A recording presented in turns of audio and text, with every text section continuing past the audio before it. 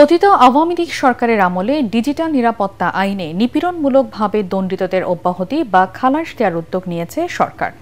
Cyber সুরক্ষা অধ্যাদেশ সংশোধনের অনুমোদন দিয়েছে উপদেষ্টা পরিষদ। এতে মওকুফ হবে দণ্ডিতদের শাস্তি। একই সাথে ব্যক্তিগত উপাত্ত সুরক্ষা অধ্যাদেশ 2025 অনুমোদন দেওয়া হয়েছে। এছাড়া সংকটাপন্ন 5 ইসলামিক ব্যাংকে একীভূত বা মার্জ করে একটি ব্যাংক গঠনের অনুমোদন দিয়েছে উপদেষ্টা পরিষদ। বিস্তারিত জানাচ্ছেন একরামুল হক সায়েম।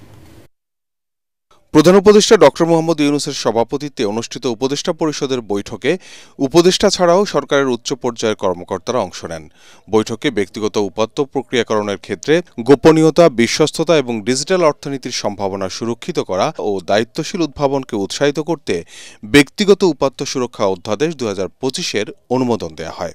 ব্যক্তি নাগরিকের যে ডেটা, সেই ডেটার স্বত্বাধিকারী হবে ব্যক্তির সম্মতি সাপেক্ষে প্রতিষ্ঠান ব্যক্তির পক্ষে ডেটা সংগ্রহ, সংরক্ষণ, বিনিময় কিংবা প্রক্রিয়াজাতকরণ করতে পারবে।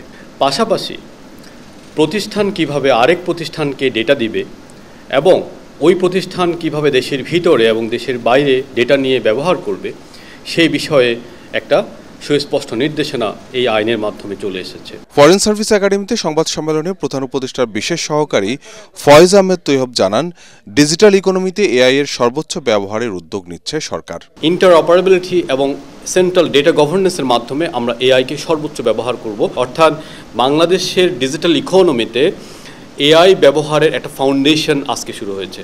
এছাড়া সাইবার সুরক্ষা অধ্যাদেশ সংশোধন করে আওয়ামী লীগ আমলে ডিজিটাল সিকিউরিটি আইনে নিপীড়নমূলকভাবে শাস্তিপ্রাপ্তদের অব্যাহতি দেওয়ার কথাও জানান তিনি।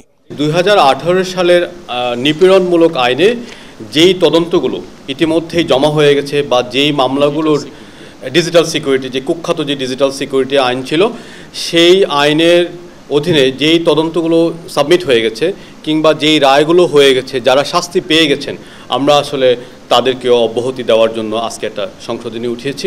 আমি মনে করি যে এর মাধ্যমে আওয়ামী লীগের যে ডিএসের যে নিপীড়ন, এই নিপীড়নের শতভাগ সমাপ্তি হবে। এদিন সংকটাপন্ন 5 ইসলামী ব্যাংকে একীভূত করে একটি রাষ্ট্রীয় মালিকানাধীন ব্যাংক গঠনে অনুমোদন দিয়েছে উপদেষ্টা পরিষদ। ব্যাংকগুলো হল First Security Islami Bank, Global Islami Bank, Union Bank, Exim Bank ও সোশ্যাল ইসলামী ব্যাংক।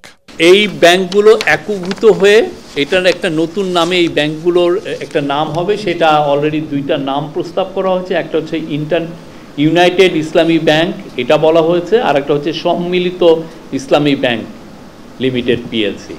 আচ্ছা, এই মার্জার প্রক্রিয়ার প্রস্তাবিত নতুন ব্যাংকের মধ্যে হস্তান্তরকারী 5টি ব্যাংকের সমুদয় সম্পদ ও দায়সহ একীভূত হবে। একরামুল হক সায়েম, এটিএন বাংলা, ঢাকা।